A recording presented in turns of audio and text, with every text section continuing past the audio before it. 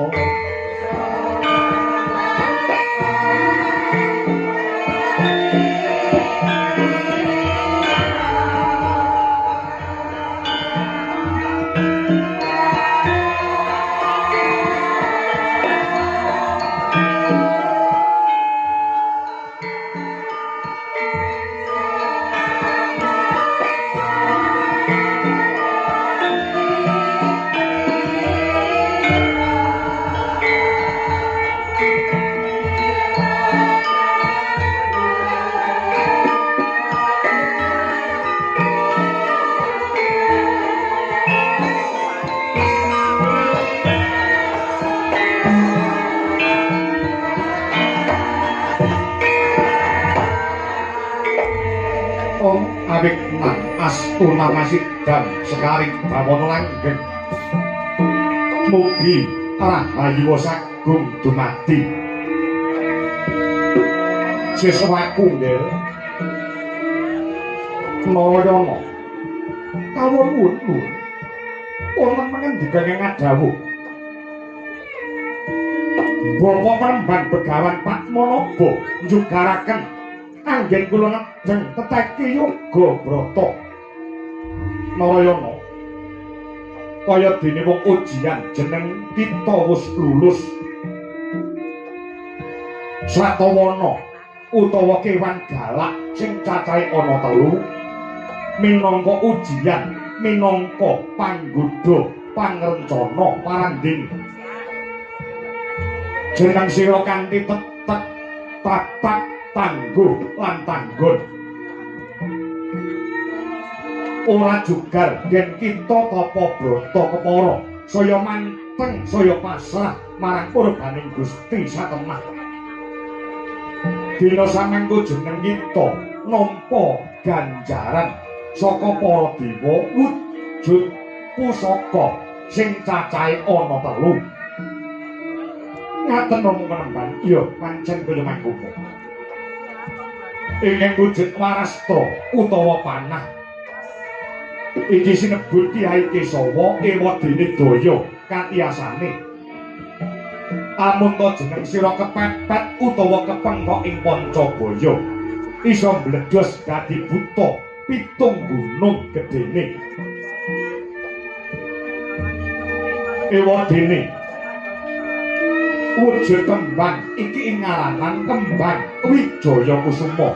Dayane bisa ngusadani ingkang nembe nandhang raga tegese lara lan bisa nguripake wong sing tumeka mati lamun to isih ana sak jabaning garis pepesten. Ewadene sing angka 3 wujud cakra kinayasana ngurunah satu sekti nyirnakne angkara murka. Waduh, waduh. Ora mau penembang. Baja kemayangan gesang kula dene pinercaya dening para dewa. Pundi pusaka ingkang saklangkung ampuh kagila-gila. Iya ya, Narayana. Nganggo srana pusaka 3 iki jeneng kita kudu bisa netepi tapa ngame tegese suka sabyantu marang sama sangane urip kang butuhake pambiyantu kita. Nuwun sewu. Ora mau penembang. Menapa iki kedah kula tindakaken kamruhana. Dina iki negara Mandura ya negaramu ana sing bakal ngancam ngincim kawibawane Ratu Gustimu Prabu Basudewa. Ora ana liya atmajaning pribadi si Kangsa Dewa ya Sang Baspara Kangsa. Kepara dina samangkono adon-adon jago menungsa kang kagelar ana ing alun-alun negara Mandura. Ya nganggo pusaka cacah ana 3 iki jeneng sira kudu sabyantu buat repote negaramu Mandura.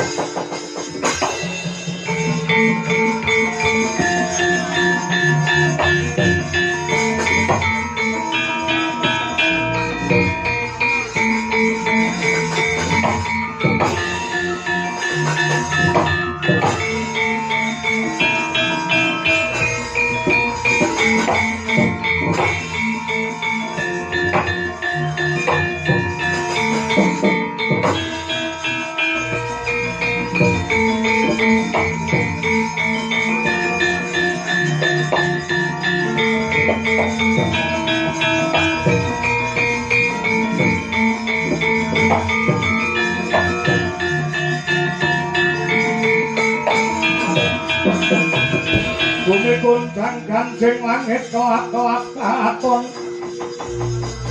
Legin sanging alis risang mawe gandrung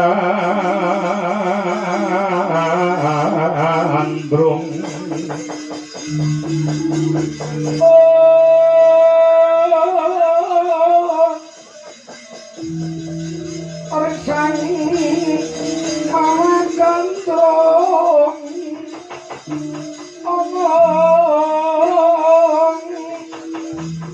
sabarang kadulu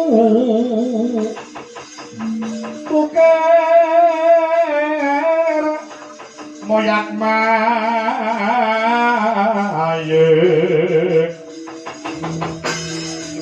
saking jas kalewara lumare sang gandung dohari sumitra tanaya paranda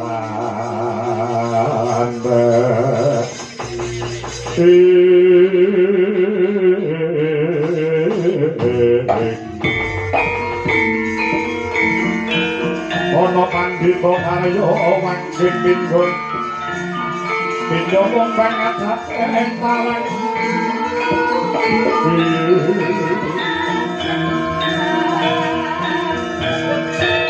susuk angin rindang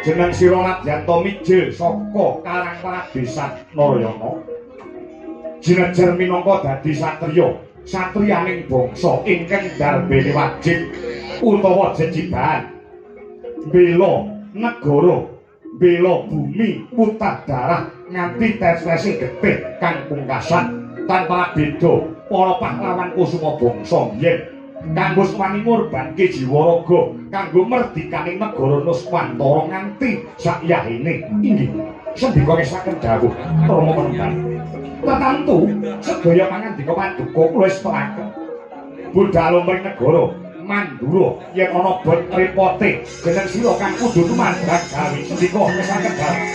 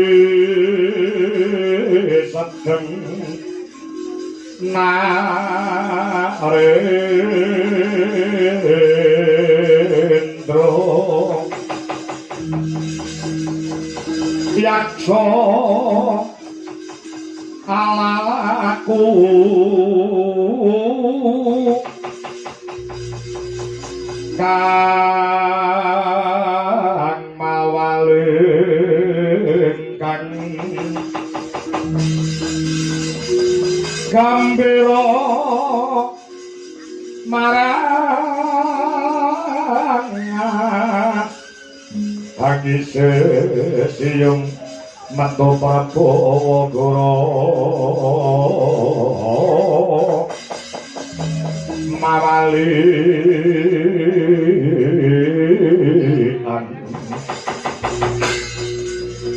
Yesus lan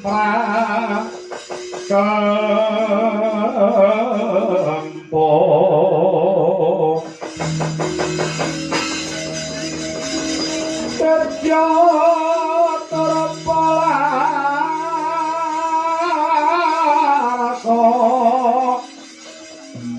mrih coronane awan mrih coronane awan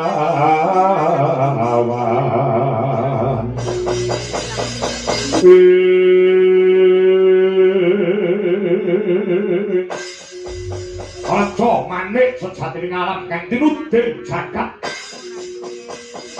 Paman Suratimontro non wonten pangandika ingkang adhawuh angger anak Adipati Baswara Kangsa pirangane sasi kepungkur kowe crita karo aku yen to Ratu Mandura sing jenenge Basudewa kae mung bapakku sambung ya lakar kados mekaten lugunipun paduka mriwat majane Gusti kula Malindra ing Guwagra Prabu Gorawangsa kula dina samangka nggonku ngrancang supaya kawibawan negara Mandura iso tumiba ana tangane Kangsadewa kanthi srana nggonku ngenake dak-dakan perkara kanthi gelar adon-adon jago menungso sampeyan sing kula pilih dadi jago kula nggih sampeyan sing tak dendeng kaya kendang yen iki mengko sampeyan tanding lawan jago Mandura bisa ngukut kamenangan iki panggo jalaran panggo lantaran nggonku bakal nguasani lan dadi ratu ana ing negara Mandura. Oh iki. Sendika ngeslaken dawuh nggih. Yen aku dadi ratu patihe kowe Paman Suratimontro sendika. Wonten paribasan rek gambar kucing kula nderek wonten wingking. Sedaya sedya paduka kula anjurung supados mrih sembada kang jinangka katekan kang ginayu sampeyan kudu rasa sampeyan kudu kuat sampeyan kudu sekti iki mengko dina iki uga bakal tanding yudha lawan jago saka negara Mandura. Oh nggih sampun nguwatosaken dumateng kula sinten ingkang boten ngertos kadigdayan kula menika sekti Mandra Guna Prawira Jaya Palagan paribasanipun tinatah mendak jinara menter pinaku gedal binedil jundil aja menika lamake manungsa nadyanto dewa medun gawa gaman bledek boten badhe iso ngalahne kegiatan pun Suratimontro aja sumbang ndak aber sendika aja kakean janji ning bukti sendika ngewaken dawuh ora ana liya uga iki mengko bakal goleki buron laronku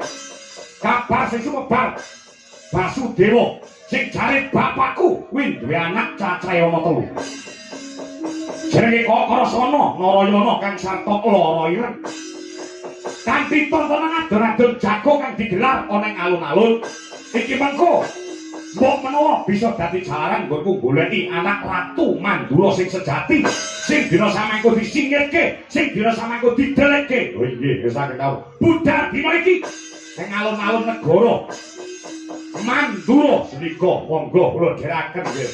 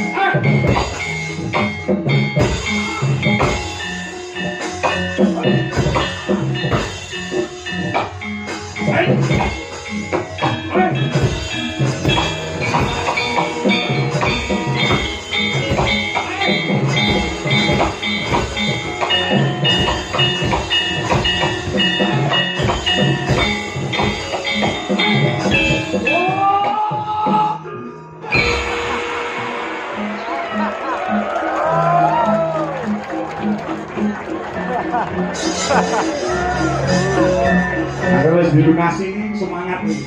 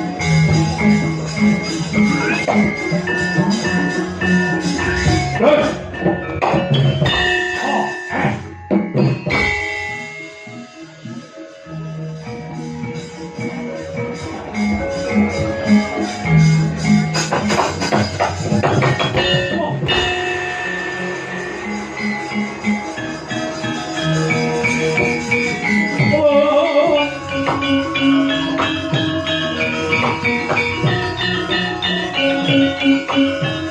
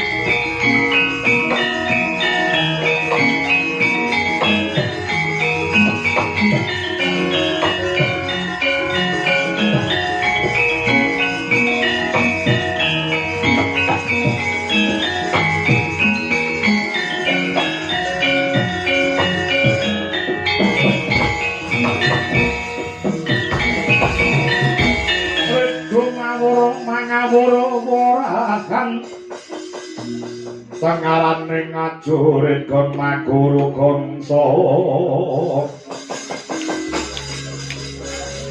tata kaya tutula parapan jeteng orang pasti meneman cuaca kang kagitar kata ingkang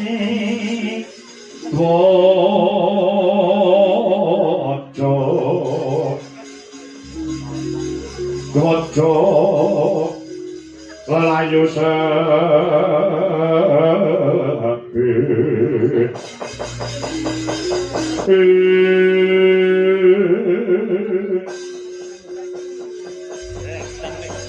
Paman Goseno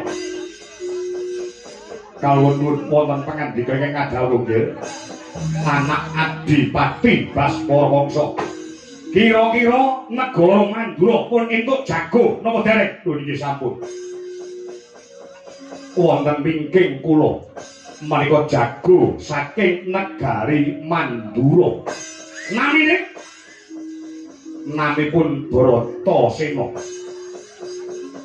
ingkang mijil saking pertapan Saptawarga Bratasena inggih lakar kados mekaten yen ngono apa sing dadi sedyaning Kangsa Dewa diudaneni dening Kanjeng Rama Basudewa nggih lakar kados mekaten paduka ingkang badhe gelar wujudipun tontonan adon-adon jago negari Mandura tananipun ingkang sipun Prabu Basudewa namung derek kersa padukan anak Adipati Baspara Wangsa tontonan iki langka utawa langka urung nate kagelar ana ing alun-alun negara Mandura mula sing do nonton sing padha mirsani nganti kebak papan palenggahan bae ora muat nggo ngadahi para sing padha kepengin nonton kaya apa to gayene kaya apa to regenge adon-adon jago kuwi lajeng kersanipun gandeng sing nonton akeh iki ora gate ora sithik pripun bengi ora gate ora sithik yen perlu kliwat saka 100 yuta mula nek ora ditotohi ora regeng nek ora nganggo totoan ora gayeng totoanipun 1 miliar sampean wani wantun 10 miliar wantun 1 triliun wantun 200 triliun wantun dojok wantun perawan wantun nek sampean wani terus dipolke dipentokne sisan dipentokne kados pundi totoane dipolke bur manuk mriko tegesipun bur manuk iki tegese nganti jago saka negara Mandura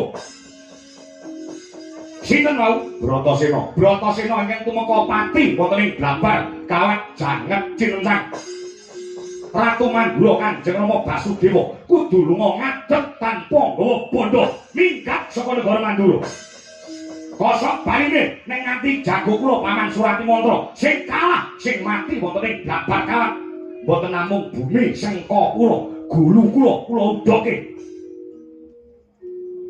totoane negara nggih totoane nyawa nggih nek nganti wong Mandura ramani Mandura cireh getih wedi mati piye Bratasena apa totoane negara nek kowe kalah rubuh negara Mandura wani apa ora wani toto nyawaku sepiro brangane buta jago saka Sempawura sing cangkeme merongos awake lemu bagian mangan ora urung gampang tak rubuhke iki totoane negara aja kuwatir nyawaku tak korban negara Mandura yen perlu pripun Mas wani nopo mboten nggih pantun kula kodeli janji sampeyan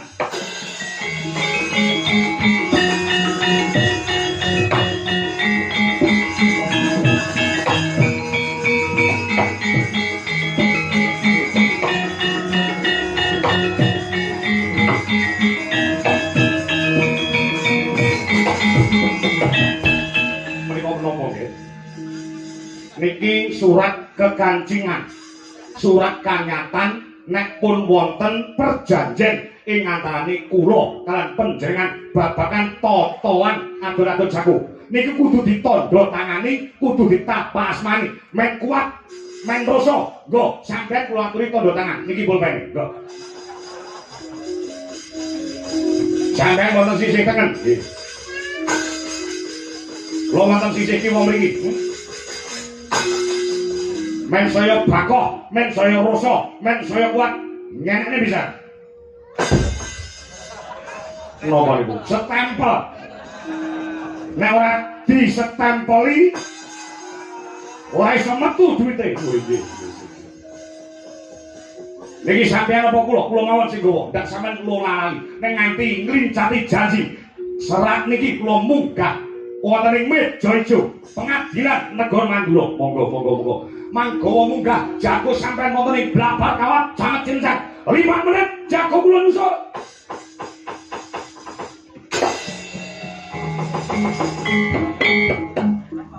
Brotosena Indonesia bro ya aja kuwatir kuwi kudu menang ya ora bakal Brotosena kalah tanding karo Dapure buta sing ngengeh ayo munggah ana ing blabar kawat ya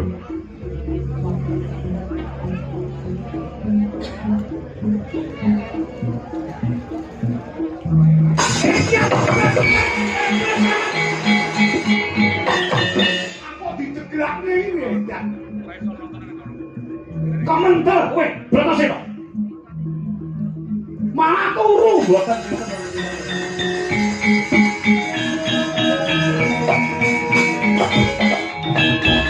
sampeyan wedi karo Brotosena mboten kok merem awan wau kula melek bengi melek ya keten niku jan mripat kaya dipulut dasare angine sumribit kaya ngoten jan awane bengi iki penake nggih kelon kelon jas muncang ngantos mengkeret ya sing nganti mengkeret kudu tetep semangat sampeyan kudu menang kula kemah-kemahe Brotosena manbuktekne ora kakean janji sampeyan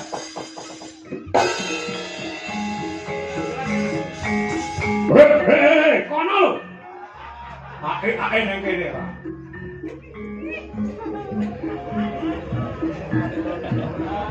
Mbak, mami Mbak. Baik, mami Mbak.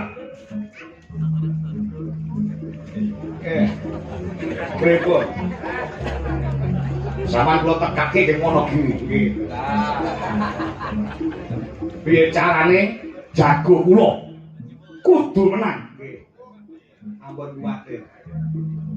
Ampun kuwatir. Jago sampeyan bakal menang. Supaya jagoku menang. Jagoku kudu madhep teng pundi? Nek miturut dina lan pasarinipun kula entung kula godak gathokne. Jago sampeyan supaya menang hari ini kudu madhep ngidul. Madhep ngidul nggih. Sebabe kok kudu madhep ngidul? Posisi dalu niki naga taun menika mapane wonten kidul. Naga taun niku bab kemenangan. Naga taun wonten kidul. Naga taun teng kidul posisine malah nembe jagongan kali Nagasari. Omane panganan tiba kemene niku mesti menang. Calone jago kula Surati Mantra menang napa kalah? Hitungan kula niku hitungan 6. Hitungan 6. Nggih. Hitungan 6 oke menange timbang kalah. Lho diitung bareng-bareng. 1 menang, 2 kalah, 3 menang, 4 kalah, 5 menang, 6 menang. Menang. Kudu manut kula mesti menang jago sampeyan. Lho, iki desa tuku rokok lah, apa to niki? Kok kaya karo sapa ae dadak ngekeki dhuwit barang. Niki desa tuku ya. Lah rasa repot-repot. Purun apa mboten? Purun rezeki. Napi rezeki niki mboten saos. Sae saos.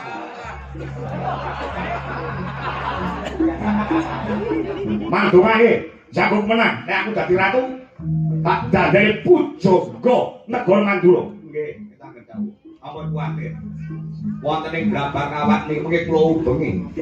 Mau bengi piro? Ing 17. Sama ubengi ping 17. Nggih. Kula ubengi ngubeng ngoten. Ngubeng terus ngoten niku kalih kula sebari uyah. Sebari uyah. Nggih. Karo apa? Kalih tahu. Kalih donga ngoten. Mantungake.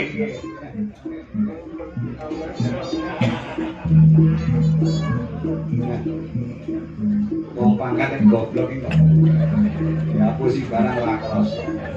Perkara menang karo kalah ora urusan sing penting aku entuk dhuwit. Dasare nek kok dadi duda iki wis suwe enek 17 tahun. Umume enek rezeki jare kabare kok enek pejotan cah wedok geleman udakara umure 20 tahun. Kok menawa kena ditanjake wong timbang dadi akeh.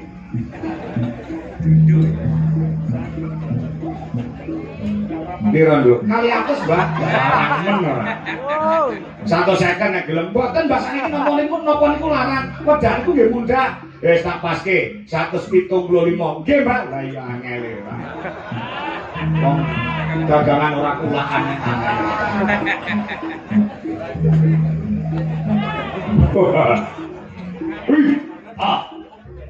Wih, dia.